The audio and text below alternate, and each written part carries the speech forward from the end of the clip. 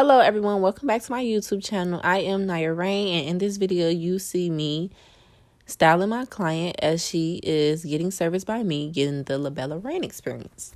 So in this video, as stated by the title, I will be doing a closure sew-in with a frontal illusion.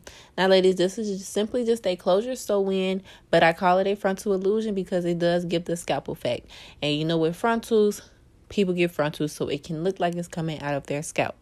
So I will show you all my techniques in this video, what I do like to do in order to get a flat and flawless install. So right now I am doing her braid down. So this particular braid down, I like to do 8 braids in the middle of her hair going straight back.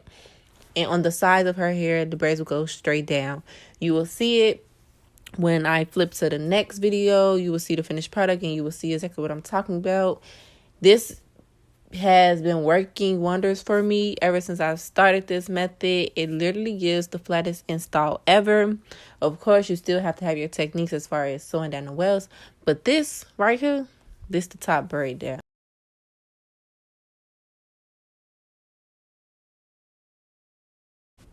So after doing the braid down, I'm going to go with some type of edge control and slick her edges back just so that it gives a hold. When I put the cap on her hair and start applying the glue, I do not want any of her hair from her hairline straggling along and getting in the way of this gluing and a ball cap method and everything like that.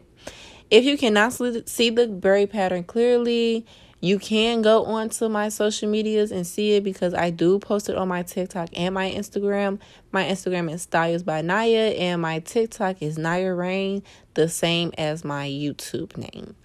So just make sure you have your client's edges slicked back. You see I am going in thoroughly with an edge brush and I'm making sure everything is pushed back. This will make a difference, ladies.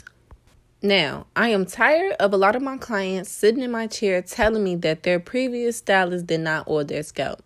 Ladies, we need to do better. Please oil your client's scalp. You do not want to be braiding your hair down and then pulling thread through it and allow them to have a successful install. Please oil their scalp, for one, to help reduce the chances of breakage.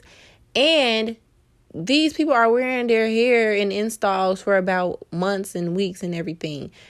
They don't want to have no itchy scalp, and it's hard to already get in there. Just make sure you're keeping their scalp oiled. No one wants to walk around like that. I know you don't. I don't. They don't. So please be considerate of your clients and stop rushing. Now, this is the ball cap method. I do not put it all over their eyeballs. I don't think it's necessary for me. I don't feel the need to do that. I honestly feel like this helps. This is good enough because it still gives that barrier between the scalp and the lace. You get what I'm saying? So if you are making it too thin, I feel like it's harder to try to give that scalp effect because when you're applying the makeup, you're going to literally see right through that cap. So you're literally trying to cover the makeup over the person's real hair, which is black. You get what I'm saying? Now here with this cap, it's easier to just apply that makeup and get it to blend. Now, when I put the cap on, I put that glue, as you see, I put the lace glue right there to melt the cap down. This helps give a flawless melt down for your ball cap method. I'm telling you. And when it does that, you could go in afterward and sew the cap down, your preference. I don't keep the whole cap on my client's hair. I only sew where the closure ideally would be. After that, I cut off the excess cap. Like I said, clients like to scratch their scalps. You don't want that barrier right there, but I know a lot of stylists do keep it on, so that's your preference. It's not mine, but I'm showing you what I do. So after I had that process going, I was dealing with her closure as far as plucking, drying it, and straightening it out. Once I did that, after about 5 to 10 minutes, I go on to apply the makeup to my client's cap. Because by that point, the glue has dried enough to a point where I can successfully cut the cap and there will be no lifting. I use this, I think that is a foundation applier thing I was using. It has a little handle. I don't like using the makeup brush that I would use if I was sprinkling powder or something on the face. It's the one like a brush, like you could brush down your client's hair. I feel like it gives a better application. I used the LA Pro Concealer, as you can see, because it was a creamy base. and it's easier for a perfect melt, and it takes the chances of your client having a ashy scalp. Because think about it, when people wear makeup and the concealer, foundation, whatever, it's not applied correctly, or it's too light, or it's too powdery, they give ghost. So when you do that with your clients and you do the powder on their lace and you do not apply it right, or whatever the case may be, and they take a picture with the flash on, you will give them ghost. So this really helps prevent that, the creamy base. So I just highly recommend it. Once again, people have their preference. So if you don't do it, that's fine. But this is what I like to do. And it's what works for me. Now, after that, I went back and was dealing with the closure again. So I like to do a multitasking thing. So you'll probably see me doing that a lot after the video. But first, I take the big scissor and I cut the cap. Then after I do that, I go in with these little tiny baby scissors. I think people use this to trim their eyebrows. I don't know. But get those, ladies. If you get that, you could get all up on that cap. Because once you do that, you can cut closer to the cap in the hairline. That way, like, after you get what I'm saying, like, it's all that makeup gonna stay right there. A lot of people use those big scissors and it doesn't get as clean or close to the cap, or the scalp, I should rather say. And then it still has the white pieces of the cap that doesn't have any makeup on it. You get what I'm saying? So the scissors help give a closer, clean cut. And that way, it looked like that. It looked like I shaved the middle of her head. That looks like it's coming off of her scalp. But anyways, before you put the glue on, make sure you're cleaning their head off with alcohol of any dirt and oils and makeup that you just put in there. If you do not do that, the glue will not stick.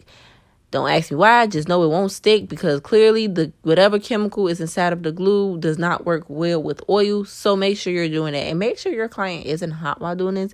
If they're hot and sweaty, your glue will not dry correctly, and it will cause us to turn white while drying. So make sure your clients are cool and at a decent temperature. I'm telling you all because I've experienced this. Okay? And I've noticed it a little bit. So that is tip number 1 with the glue. So I do this about 3 times. You get 3 layers out the way. And while I get my 3 layers out of the way, you see I'm about to start sewing in bundles. So you usually would typically allow the glue to dry. Well, not dry all the way. Just make sure it's clear. Right now, I don't know if you can tell on camera, but it is still a little white in some areas. So I just want to make sure it's clear. You could sometimes go a little over, but usually when I sew in about that first full bundle, I'm ready to go on to my second layer, or usually when I'm halfway through. It usually just depends on the length of that first bundle and how long I'm sewing it onto their hair.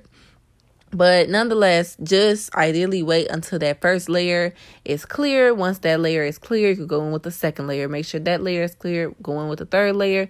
Make sure that's clear. And once you do that, you can glue the closure on. So I got a pro tip for y'all. Pay close attention. You see right there where I'm flat ironing the bundle? I do this to make sure it is flat when I fold the tracks over. Now, sometimes a lot of clients could come in with really thick wefts, which makes it harder for us to fold that flap over and get it flat. So what you do, either whether it's too thick or just thick, I just do it with every bundle unless it is completely thin. But I do this so I can melt that weft, and it could get more melted and thin so that I can easily do it, and it's more bendable, because once you're doing it, it's melted and soft, so you can easily fold it over and get it flat. Voila, I just taught y'all some magic, didn't I? So after all 3 of your layers have dried, you will put the closure on just like that. Easy peasy. Make sure you have some good lighting and you can see where you are placing the closure on top of the glue. Make sure that hairline is like right there on the glue. I cut the thick sides off because I feel like it's irrelevant. Y'all know what I'm talking about, on the sides of the closure, the real thick pieces. Only in the front though. I don't do it around the whole closure. I don't do it in that front where I be gluing it down because I feel like it's unnecessary. But after I do that, I lay my client's lace down with my melt band, which is $6. Bonnets are $10, $15 if you get it together. Anyways, after you do that, you're going to sew the closure down to make sure it is secure. And then you are able to move on to the next step as far as continuing sewing in all the other bundles. Well, I don't know what steps you do, but as you can see, I didn't sew in all her bundles, so I'm about to go in and finish installing the rest of her bundles. So I went off camera and basically parted out the edges and parted her hair down the middle and plucked her apart because I was in the camera, so you really couldn't see anything. Sorry about that. But I also cut the edges with a razor. I go in a diagonal direction because it gives a natural flow and it looks more natural as like a baby hair. I take some spray. I spray it at the comb part of the edge brush, and I just go in and I just get to swooping them edges. I don't use any gel or anything because I don't know what I be doing wrong, but it seems to wave up when I use it. So I like to use something stronger as far as a spray because it gives a better hold and I could just blow dry it, and that way I really know it's in place. Mousse don't even work for me. I'm not even gonna say it don't work for me. I just don't know what I'm doing with it. Like, I've tried it many times. It's not for me. So this is what's for me. But yeah, I like to I'm really not consistent with this. Like, sometimes I will do the edges at the very end once everything is laid. Sometimes I will do it at this point. But nonetheless, it's gonna be laid regardless because, like I said, I did it with the spray. So once I put that blow dryer on it, the edges are done and they're laid. But I'm doing this before I finish her closure part as far as laying it down because might as well just give it a little melt.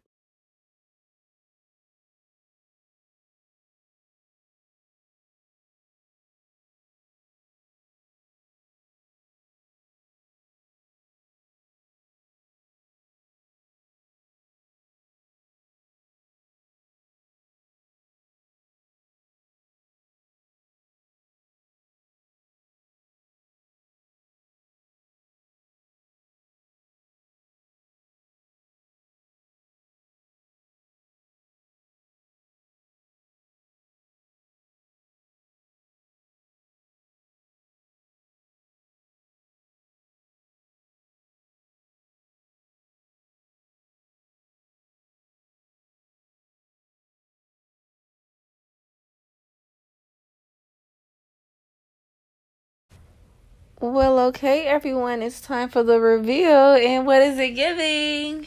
Scalp. But yes, if you follow all these steps correctly, you will get it.